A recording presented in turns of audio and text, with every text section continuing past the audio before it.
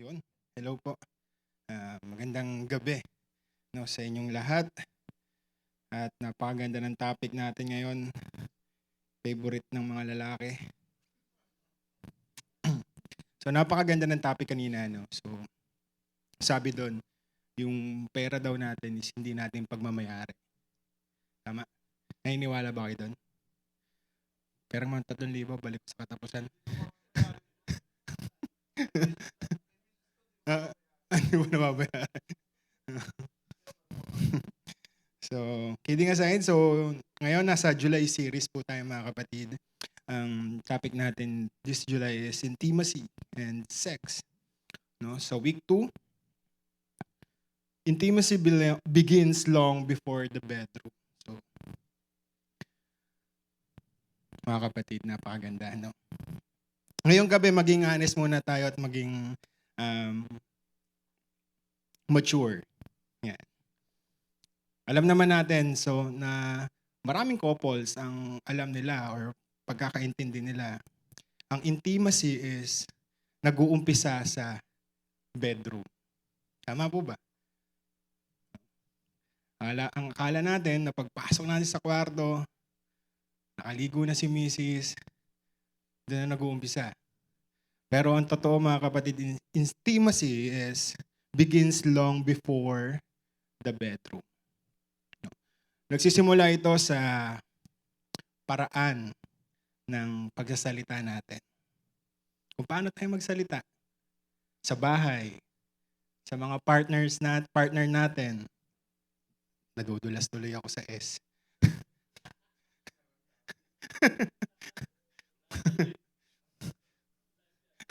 Ay, live. Oo nga pala.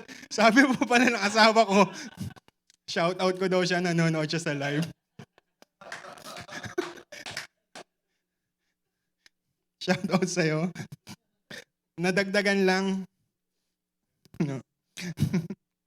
Kumbaga, sa paraan ng pakikinig natin sa ating mga partner. Sa paraan ng pagtrato natin sa mga asawa natin. Paano ba natin sila tinatrato? Kapag pagod kayong parehas or parehas kayong under pressure. So, nagsisimula rin ito sa paraan ng pagpapatawad natin. At sa paraan ng pagpaparamdam mo sa spouse mo na siya ay safe, siya ay valued, at siya ay love. Paano natin napaparamdam yun sa asawa natin? So, the bedroom is not the starting point of intimacy. Most of the time, ang bedroom, mga kapatid, simply reveals the atmosphere that has already built inside our home. Ano ba yung nangyari sa loob ng pamamahay natin? Nung hapon, nung umaga. No? Kung buong araw ba, puro cold treatment, habang kayong magkasama sa bahay, pero cold treatment. Parehas kayong busy sa mga gadgets nyo. Puro harsh words. Masakit na salita. Ang maghapon na binibitawan nyo. Puro disrespect. Puro neglect. Puro pressure. Wag na tayong magtataka kung pagdating ng gabi, no, yung intimacy rin natin is cold. Kasi umaga pa lang, tayo rin ang nagbibuild ng intimacy natin sa gabi. So, pag nasa bedroom na, umaga pa lang, puro away na. Umaga pa lang, puro disrespect na. Umaga pa lang, wala ng love. Because the body may be present, yes, but the heart may already be closed. Sarado na yung puso. Sex is physical, But intimacy is emotional, spiritual, and mental.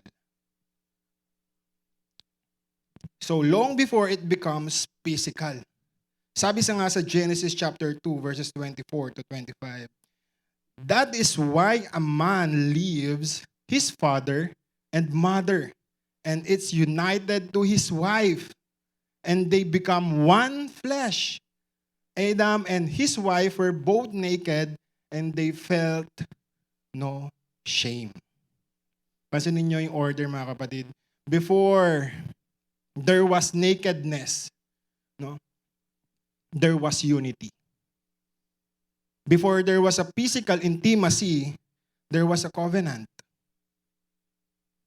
Before they become one flesh, there was living and cleaving and become one.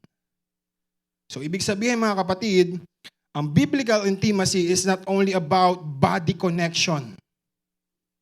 It's not all about body connection. It is about covenant connection. Hindi lang ito dalawang katawan na magkalapit. Hindi. Dalawang puso, dalawang isip. No. Hindi rin ito yung dalawang taong piniling maging isa na puro away. Kundi piniling maging isa sa ilalim ng covenant ng Diyos. So the bedroom often reveals the condition of your relationship. Madalas, mararamdaman din yon sa loob ng bedroom, mga kapatid. Ang healthy intimate life is not built through pressure. Hindi sa pressure. It is built through love, sa pamamagitan ng pagmamahal, safety, honor, affection, forgiveness, at consistency. So point number 1. 50. Intimacy starts with emotional safety. So your spouse must feel safe with you before they can become deeply intimate with you. Ang safety means, ano ba ibig sabihin ng safety? Madalas na natin ito na pag-uusapan dito. No? Ang safety means is, I can be honest. No? Pwede akong maging honest sa asawa ko nang hindi niya ako inaatake. Pwede akong maging weak sa harapan ng partner ko nang hindi niya ako ginajudge. At pwede akong magsalita nang hindi ako ini-ignore. Aminin man natin o hindi, nagagawa natin ito minsan. Mga partner natin, nagsasalita, nai-ignore natin. I can say no without being punished. I can express what I feel without fear. Kasi mga kapatid, kapag walang emotional safety, nagkakaroon ng emotional distance. At kung may fear, merong pressure, o emotional pain, nahihirapan mag-open yung puso natin. Aminin man natin. Kapag may pressure na, nandiyan na yung pressure, pag nandiyan yung takot, no? Nandiyan yung emotional pain. Natatakot na tayong open yung puso natin.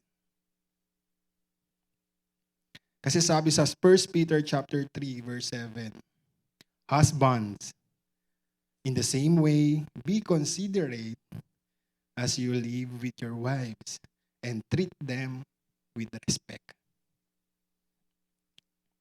Respect creates safety. Consideration creates connection. You cannot dishonor your spouse emotionally and mag-expect ka in the end ng openness physically. Maraming mag-asawa ang physical na magkasama. Sobrang dami nilang oras sa bawat isa. Pero yung emotionally malayo sila sa bawat isa. Magkasama sila sa bahay, sobrang daming time. Pero yung puso nila malayo sa isa't isa.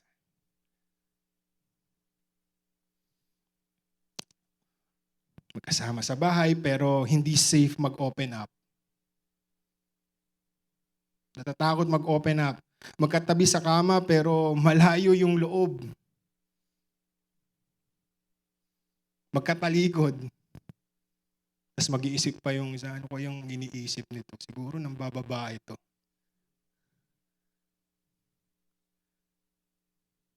Tapos isipin naman isa, ano pa yung sineselfone nito? Siguro order na naman sa Shopee to.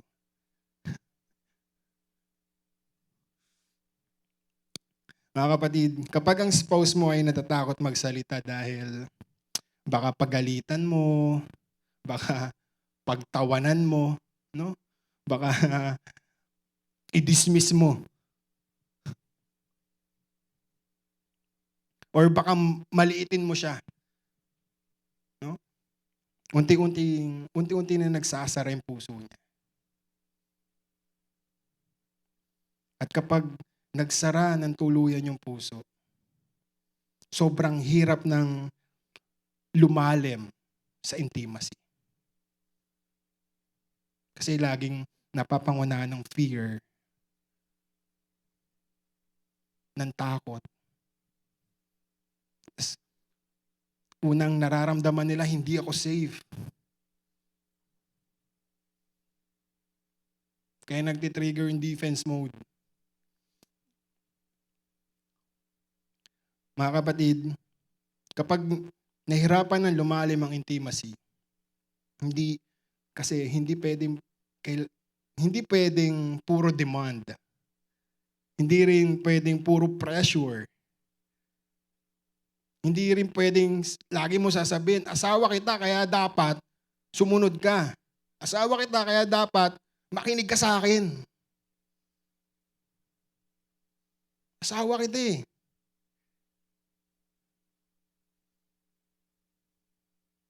Laging napaparamdam natin sa mga partner natin na hindi sila safe sa atin. Na dapat unang-una, tayo yung safe zone nila. Tayo yung unang lalapitan nila. Siyempre, para si Lord muna. Si Lord. Pero, dito, sa mundo natin, ikaw yung una. Na pagsasabihan niya, pagkukwentuhan niya. Pero dahil hindi nga sila, nararamdaman nila na hindi sila safe, kaya mas pinipili na lang nilang itago. Mas pinipili na lang nilang huwag sabihin. And minsan, mas masakit, yung mga kaibigan pa nila, yung pa'y nakakaalam. Na dapat unang-una, kayo mag-asawa. So, biblical intimacy is never forced. It is lovingly nurtured. Parang ganito, mga kapatid. May isang husband umuwi ng gabi. Galing trabaho. Tapos yung husband, pagpasok niya ng pinto, hawak niya yung cellphone niya. Sabi ng asawa niya, "Love, napapansin mo ba parang hindi na tayo madalas nag-uusap?" Yun ang sabi ng babae. Habang yung lalaki, syempre, nakatingin sa cellphone, nag-scroll, nanonood ng mga reels, sumagot yung husband, "Ha? May sinasabi ka ba?" Sabi ng babae, "Oh, yan ang sinasabi ko sa'yo. Yan ang problema natin." Sabi ng lalaki, sorry, kala ko kasi introduction pa lang. May tanong na pala. So, yung pa lang, doon pa lang may problema na. Imbis na nakafocus tayo sa asawa natin, sa partner natin, mas nakafocus tayo sa cellphone, sa Mobile Legends, sa trabaho, sa negosyo. Na dapat, sana pag-uwi ng bahay, partner naman, si wife naman. Kaso minsan pag-uwi natin sa bahay, trabaho pa rin, negosyo pa rin.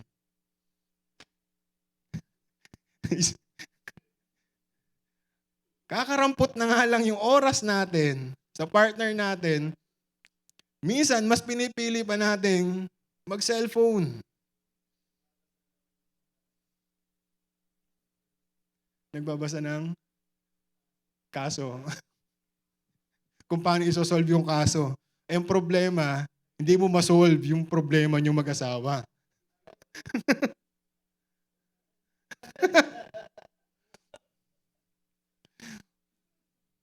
Kumbaga, tipong magkasama kayo sa sofa, pero parang kausap ng partner mo yung likod ng cellphone mo.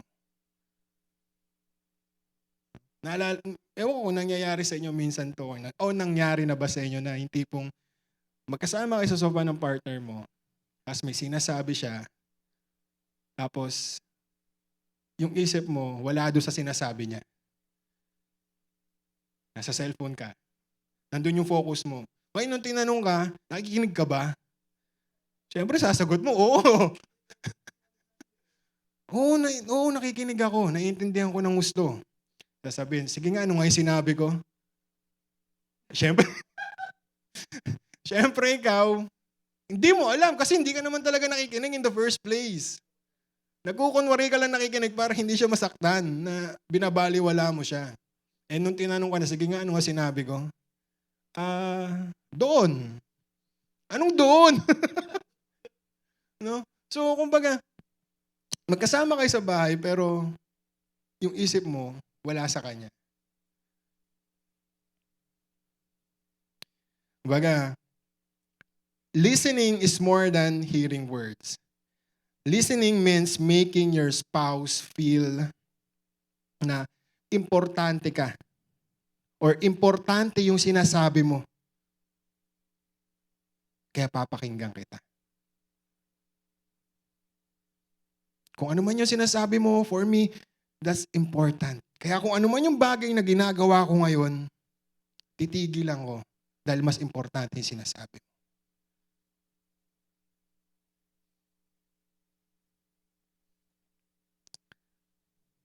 Kaya nung binigay nga sa akin tong topic na to, talagang aray eh.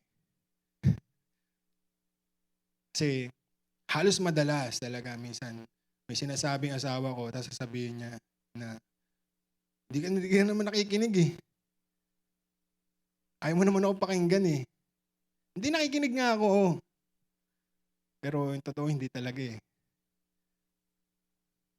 So parang sinasabi ko lang na mas mahalaga yung ibang bagay kaysa sa sinasabi mo. Pero ang dapat talaga, kung ano man yung ginagawa mo, tigilan mo kung meron sinasabi ang asawa.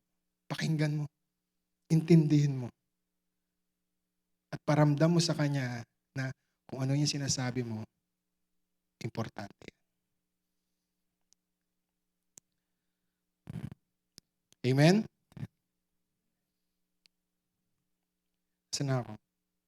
Wait lang po ah.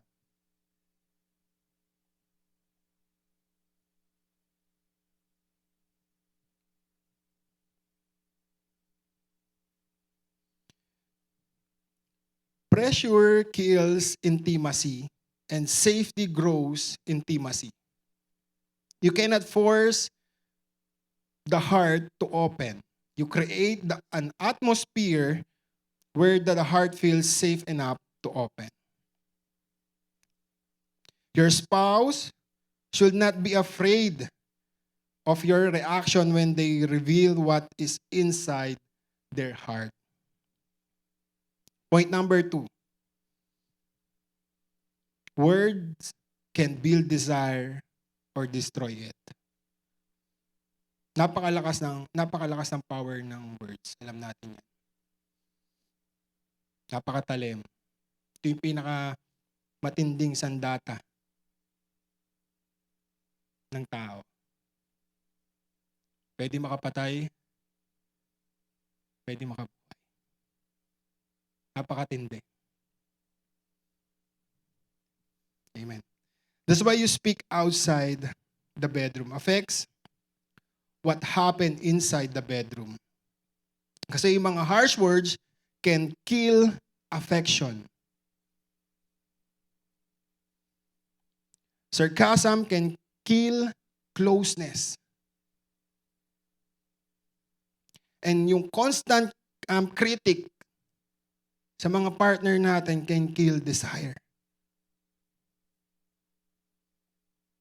Disrespect can weaken emotional connection.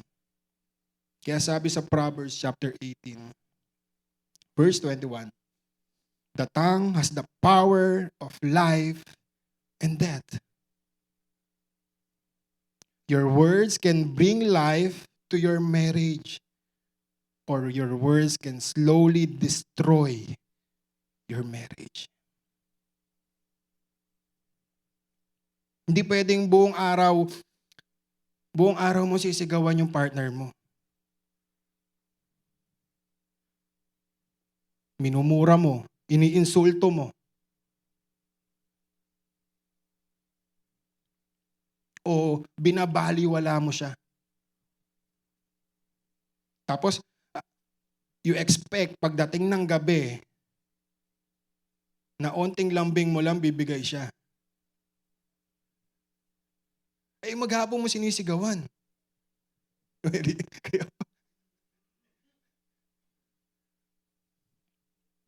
Your words prepare the atmosphere. Yung words mo maghapon, ayun yung nagpre-prepare na atmosphere. Kapag laging harsh ang pananalita mo, matik magde-defend yung puso. Pero kapag may honor, may kindness, mayroong encouragement, na-appreciate mo siya, kahit sa maliit na bagay, nagiging relax yung puso. So intimacy grows where there is tenderness. Hindi lang sa touch, kundi pati na rin sa tone. Parang, kunyari yung wife mo nagpagupit ng buhok. Siyempre, pag uwi ng bahay nun, tatanong yun, may napapansin ka ba sa akin, love? Ganon yun. Siyempre ikaw, titignan mo siya mula ulo hanggang paa. Bago yung damit mo?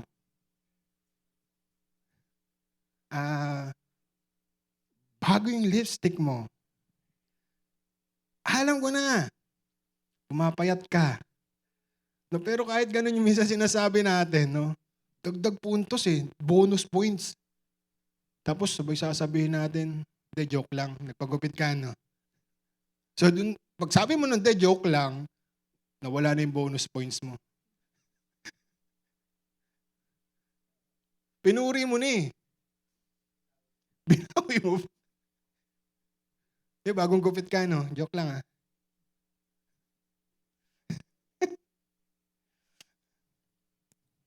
Ayan mga kapatid, yung mga minsan tanong na asawa natin, yung hindi talaga yung simpleng tanong Final exam talaga natin yan. Final exam natin yon kung anong mangyayari mamayang gabi.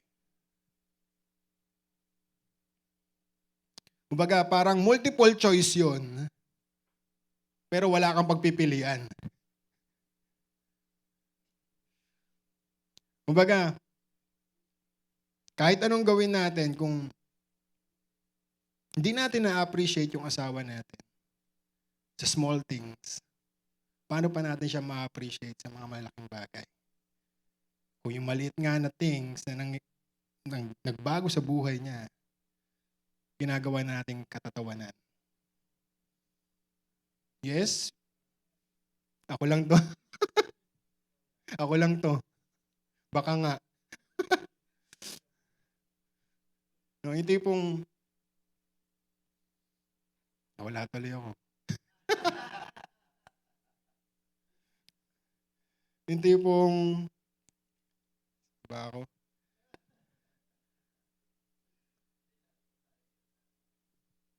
Kahit na, nawala pa rin ako.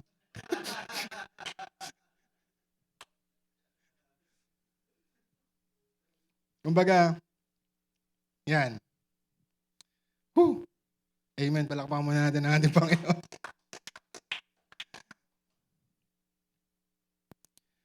Minsan, maliit lang ang hinihingi ng spouse natin. Maliit lang. Hindi mamahaling regalo. Ewan ko lang sa inyo, ha? Baka sa inyo kasi puro mamahalin ang hinihingi. Kumbaga, hindi trip to abroad. Pero yung asawa ko, laging gusto trip to abroad eh. Minsan gusto lang nilang marinig na lumabas mismo sa bibig natin na ang ganda mo ngayon.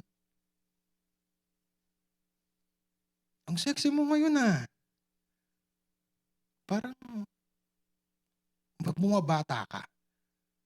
Kahit yung mga ganyan simpleng salita, gustong gusto marinig ng mga asawa natin yan na nanggagaling sa atin.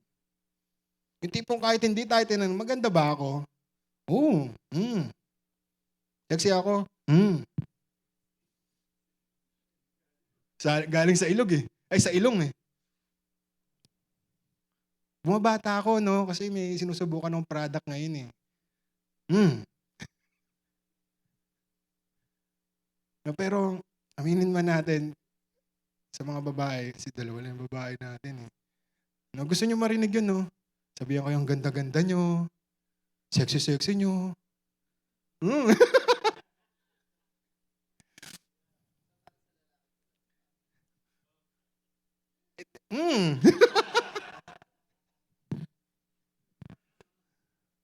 Pero syempre gusto rin marinig ng mga lalaki na ang pogi mo. Di ba? Sino naman may ayaw? Yung tipong kahit wala kang abs, parang meron kang ab ah.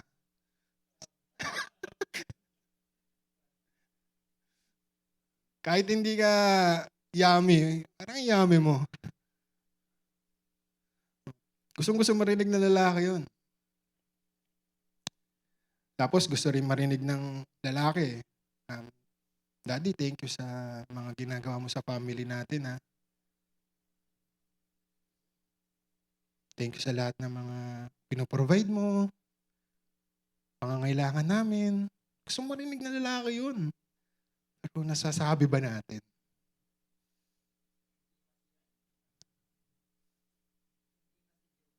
Intimacy building. Oo. Ano yung full charge? Times 10 yung speed nun. Ha? Hindi, yung times 10 yung speed ng paglalambing sa'yo. Kumbaga, pag minamasahe ka niya, di ba?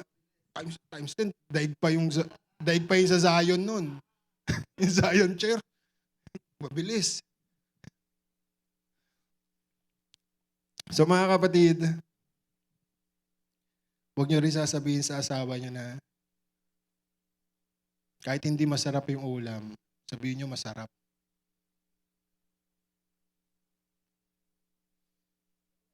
Kasi pag sinabi nyo hindi masarap yun, wala ka nang kakainin the rest of your life. So, kahit may isang medya sa sahig, sino ba dito ng parang ahas? Parang ahas magubad. Kung saan na lang nilalagay. Ako, ganun ako. Gagalit sa akin asawa ko, uy, nandyan na yung ahas, nandyan na yung sawa. Nagpalit na ng balat. Tapos magtataka ka, bakit isa lang yung medyas ko? Nasaan yung kapares nito? Eh, ikaw nung unang-unang may kasalanan kung saan mo hinuhubad. Minsan, pinampapahid mo pa ng sipon.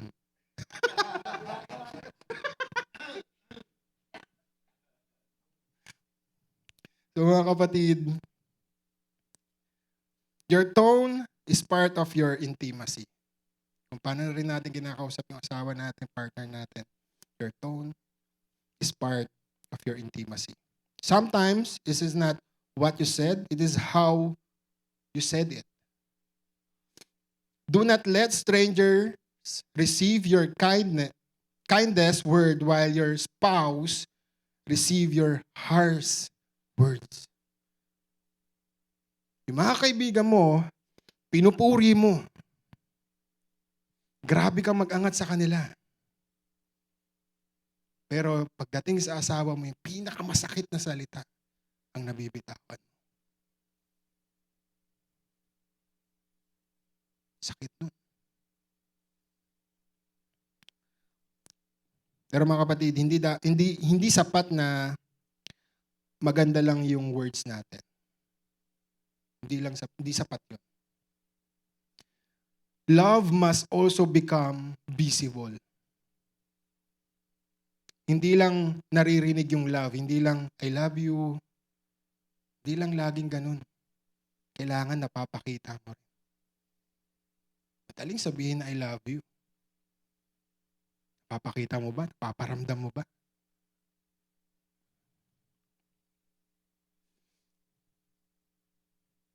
And point number 3 is affection should not only appear when you want sex. Yan. Napakahalaga nito mga kapatid. Kasi affection should never appear only when you want something. Aminin man natin o hindi, minsan, yung affection, lumalabas lang talaga pag meron tayong gusto or meron tayong agenda sa gabi.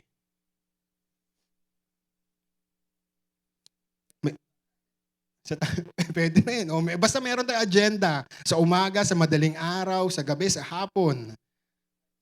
Kahit anong oras. Basta pag meron tayong agenda sa ating partner, dun lang lumalabas. May mga spouse na sweet lang kapag gusto ng physical intimacy. Pero kapag ayaw na, hindi na sweet. Masakit na uli magsalita. Si Raulo na uli. Pero kapag gusto na uli, sweet na naman. Hanggang sa nasanay na yung babae. Kapag sweet ka, yun lang, matik na. Alam na ng asawa. May balak ka. Then after nito, alam ko na rin.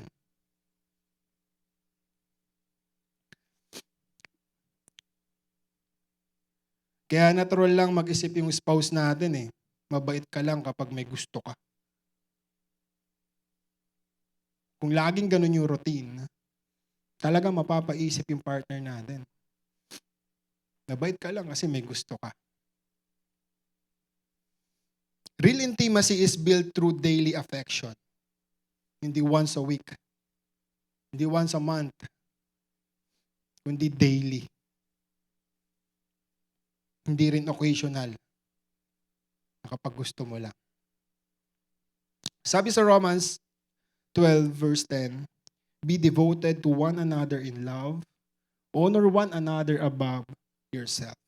So honor should be daily. Hindi naka-schedule. Love should be consistent. Affection should never become a strategy. It should always be an expression of love. So, hindi dapat parang switch yung affection. Na bubukas lang kapag meron kang kailangan. Parang red button. Pipindutin mo kasi meron kang kailangan. Affection is daily, mga kapatid. Isang simpleng hug.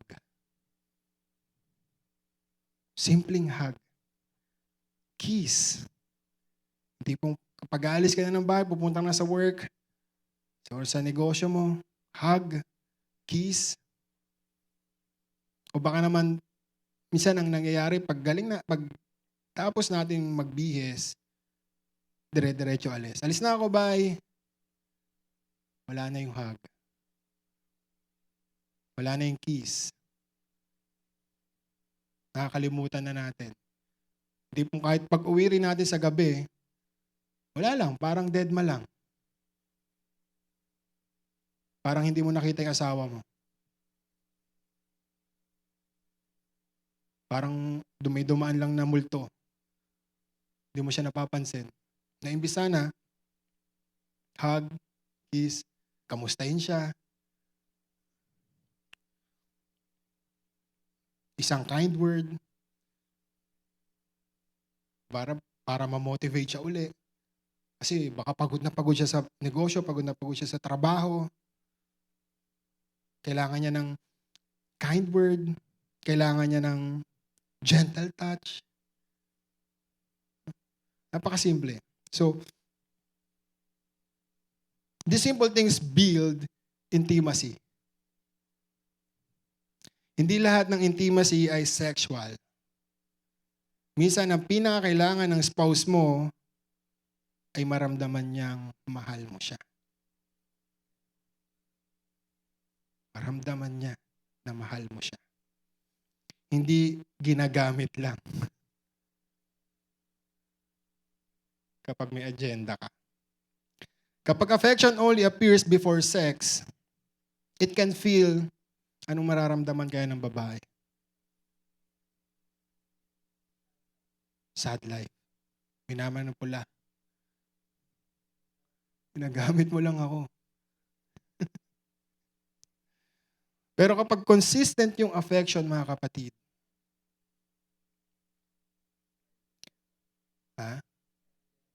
may agenda ka man o wala, may gusto ka man o wala, pero consistent mong ginagawa, araw-araw, wala kang mintes, tapos ang boxing. Panalo ka na. Naalala ko tuloy yung sinabi nung kwento nung nandun pa tayo sa Green Hills. Yung pag-uwi ng asawa niya, pinupulbusan. Yung araw-araw yun, walang mintes hanggang sa tumanda sila. Pinupulbusan yung lalaki. Pag-uwing galing trabaho, nakaredy na yung damit, nakaredy na yung pamunas, pupunasan niya yun. Pero hindi alam ng lalaki, checkpoint pala yun. Kasi mahuhuli yun eh. Kapag pinahiran ng bimpo na puti yun at may pula, matik, may lipstick, ng babae ka. Pero consistent ginagawa yun ng babae. Kaya hindi nakapambabaeng lalaki. Kahit kailan hindi niya sinubukan. Kasi alam niya mismo, mahuhuli siya. Pero araw-araw ginagawa ng asawa niya yun. At yung lalaki, gustong-gusto yun. Minsan niya naisip ko, ano ba yung lalaki? Naka-tuck-in, tas puro pulbos dito. Tas may bimbo. Basta yun na yun, no?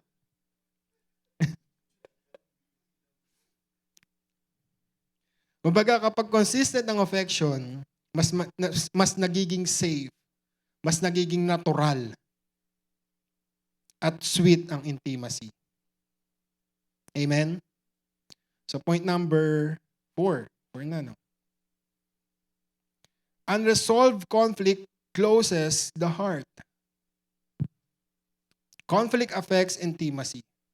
Yes.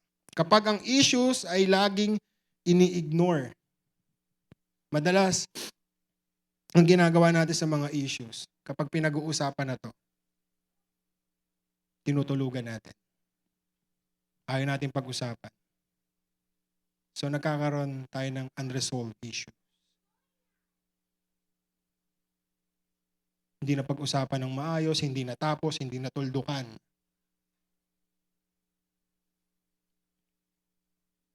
Kumbaga, let's say na hindi nakapag-apology. Hindi nakapag-sorry. Kumbaga, lumalaking resentment. Kapag ang pain ay lagi nating dinidismiss, asahan natin, lumalayo yung loob. You cannot keep wounding the heart and expect openness from the body.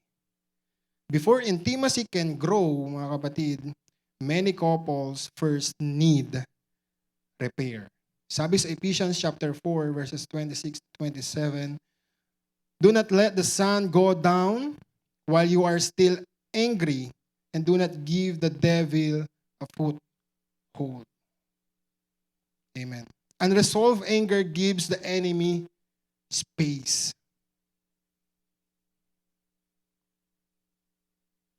Huwag nating hayaan bigyan ng space ang enemy. Kasi pag meron kayong unresolved na galit, ang daming pumapasok sa isipan na hindi naman totoo. Pero dahil galit ka, pinaniniwalaan mong totoo. Baga sa communication, sa trust, sa affection, pati na rin sa intimacy. May mga couples na ang iniisip nila, sex ang problema. Kaya ganito kami mag-asawa. Sex ang problema. Pero mga kapatid, minsan hindi sex ang root issue. No. Ang root issue ay resentment. May hindi na pag-usapan. May hindi na patawad. Hindi natapos. May sugat na hindi gumaling. No. Baga, at meron rin paulit-ulit na sakit. Meron rin paulit-ulit na sakit kasi actually, minsan, paulit-ulit talaga natin nasasaktan yung sarili natin. Because sinasabi natin na napatawad na kita. Pero deep inside, hindi pa talaga. Kasi kapag tuluyan mo talaga napatawad ang isang tao, dapat totally delete na yun eh. Hindi mo na maibabalik, hindi mo na dapat maalala. Pero dahil hindi mo talaga tunay na napatawad ang isang tao, kaya kapag nagkakamali siya, naaalala mo yun, sasaktan ka ng paulit-ulit. So, that is why repair, mga kapatid, is important sa relasyon. Say sorry. Kaya ba natin magsabi ng sorry? Sorry nga, mahirap eh. Dahil sa pride.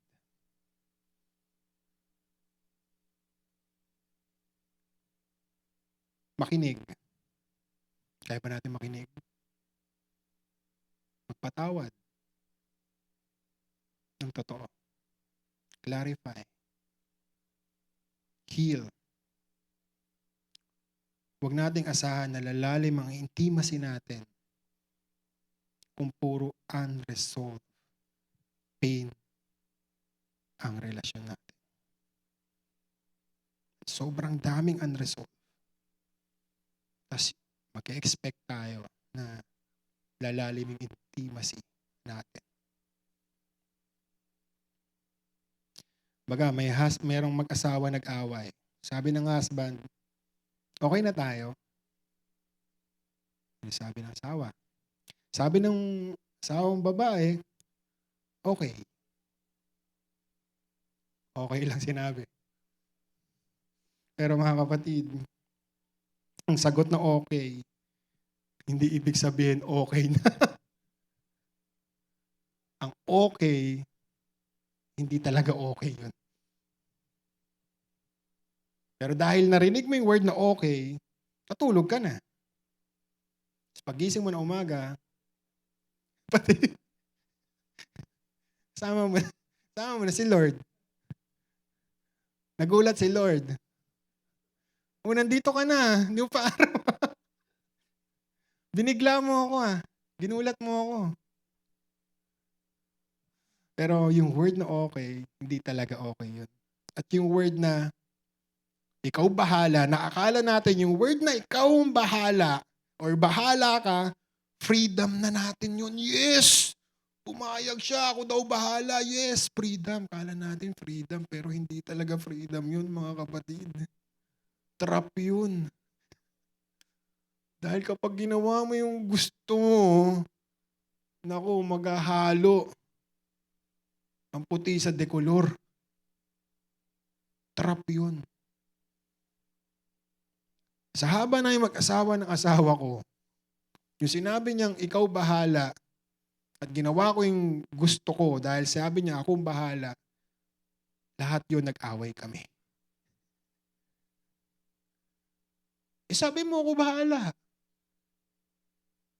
So gustong gusto mo nga, kaya mo ginawa. Wala ka na talaga naiisip, wala ka ng konsiderasyon sa nararamdaman ko. Hindi porket sinabi kong okay, okay na. Ano nga pala.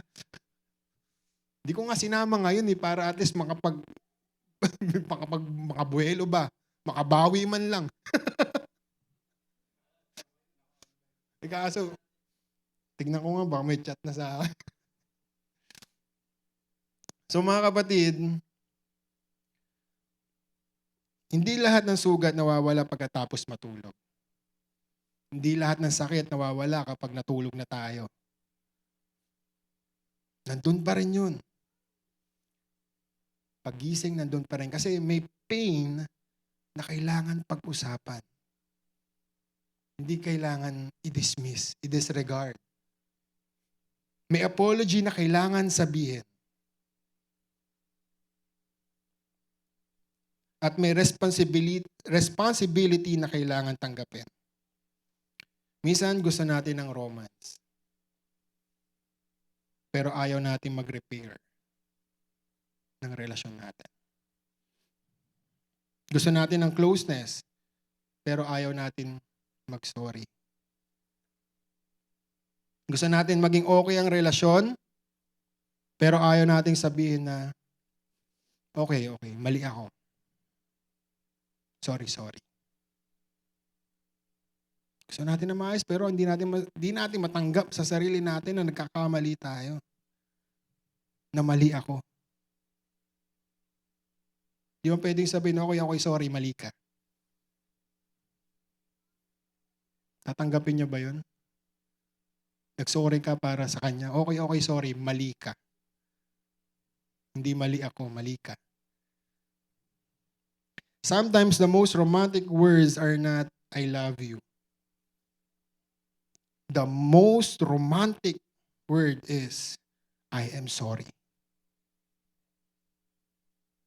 Kasi yun yung napakahirap bigkasin. I am sorry.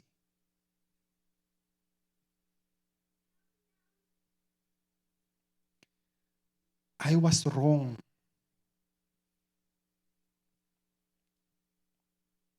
I understand why you were hurt. So mga kapatid, repair before romance. Sometimes the most intimate thing you can do is not physical. It is taking responsibility and restoring peace. You cannot keep reopening the wound and complain that your spouse is not ready for closeness. Kaya hindi natin kayang ayusin ang marriage sa sarili nating strength lang. Hindi. Marriage needs more than good communication. Needs more affection. And needs more than romance. And need God. Kailangan yung Diyos. So point number 5, spiritual unity deepens physical unity. So the deepest intimacy is not only physical, it is spiritual. Kapag ang husband and wife ay sabay nanalangin, nag-pray, sabay nag-worship, sabay nagpapatawad sa isa't isa, at sabay sumusunod sa Diyos, mas tumitibay yung marriage nila. Kung marunong sila magpatawad, marunong silang sumunod sa Diyos, mas tumitibay yung relasyon. Wala sa patagalan ng years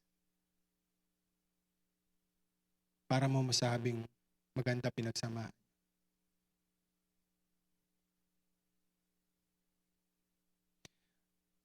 Physical intimacy becomes healthier when the spiritual foundation becomes stronger because sex was never designed to be separated from covenant, from honor, love, and God's presence. Sabi sa Ecclesiastes chapter 4 verse 12, marriage becomes stronger when the husband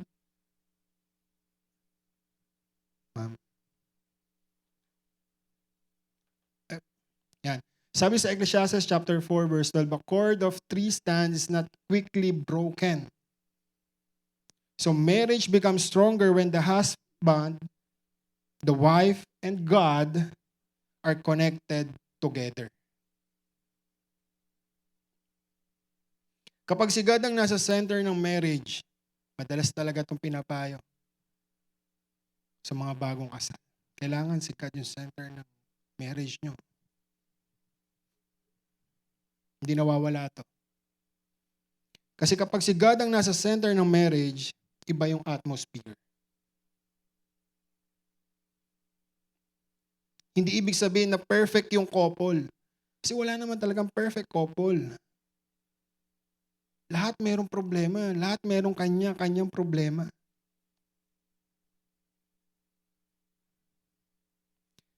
Pero mas marunong magpakumbaba. Merong marunong magsabi ng sorry. At merong marunong magpatawad. Meron isa na marunong mag-control or both, mas maganda, mag-control ng emotion nila. Hindi sila nagpapadala sa emosyon nila.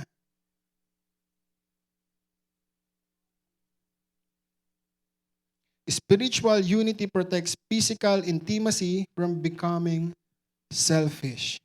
Kapag parehong surrender kayo kay Lord, kung both of you surrender kay Lord, pati yung puso nyo, the bedroom becomes a sacred place. Not a selfish place. Amen? Oras na ba? 11:35 na pala.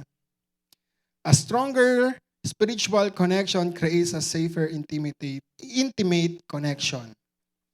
Pray together, heal together, and grow together.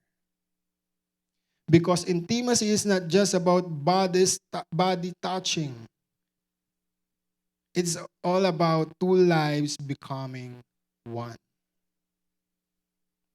So the closer husband and wife move toward God, the closer they learn to move toward each other. So mga kapatid, intimacy is not something you suddenly turn on when you enter bedroom. Hindi to switch na, parang switch ng ilaw na kapag pasok mo sa bedroom, i-on mo. No. It is something to build every day. Araw-araw. It begins with safety, your words, your daily affection,